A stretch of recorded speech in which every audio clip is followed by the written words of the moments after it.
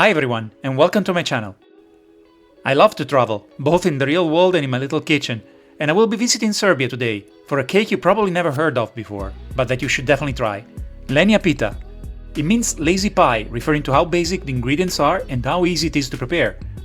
But I have to say, it does take some time to peel a kilo of apples. As I peel them, I throw them into a bowl with water and some lemon juice so they don't oxidize and start turning brown. Then it's time to remove their core with the seeds.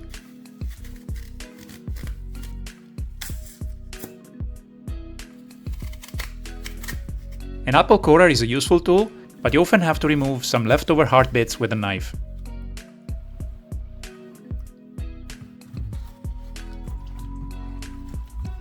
And now I'm supposed to grate them, but to make my life easier, I'm going to be using this food processor I recently bought.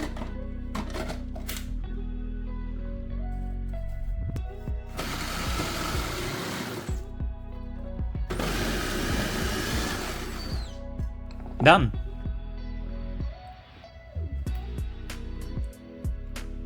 Now I'm going to transfer them to a saucepan.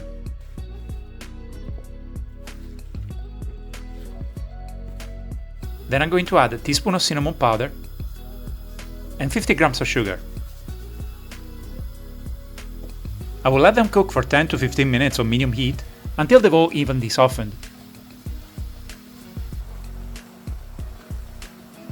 I'm going to add a bit of water to complete the cooking process.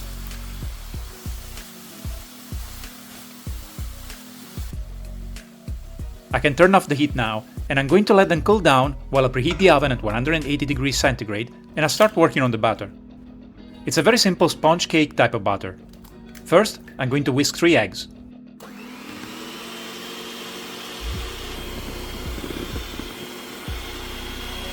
Next, I'm going to add 1 teaspoon of vanilla extract and 130 grams of sugar.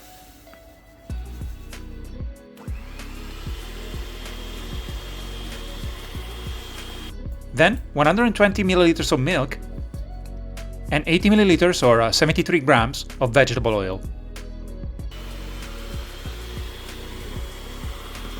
Lastly, I'm going to sieve in 170 grams of self-raising flour.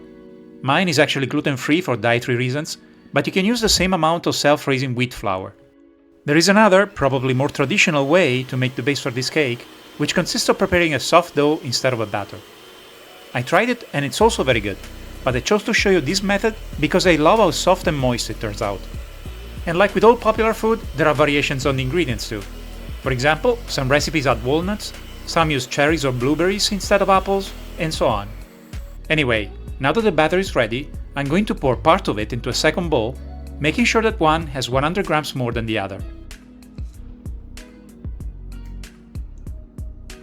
I'm also going to grease an oven tray with butter and dust it with a bit of flour.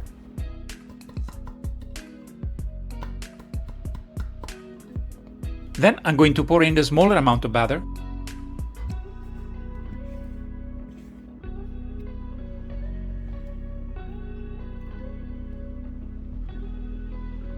and into the oven it goes for 10 minutes.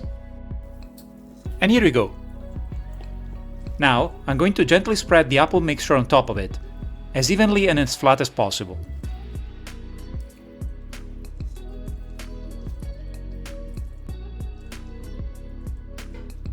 At this point, I can pour the rest of the batter over it.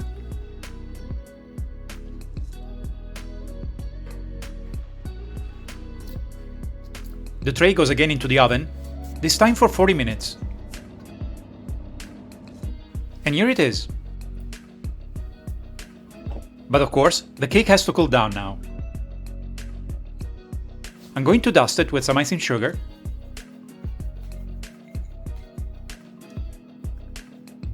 Then I'm going to cut it into square slices.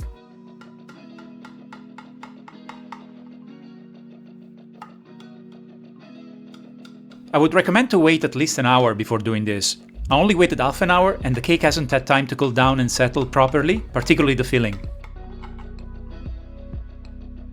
Despite this, I think it looks great.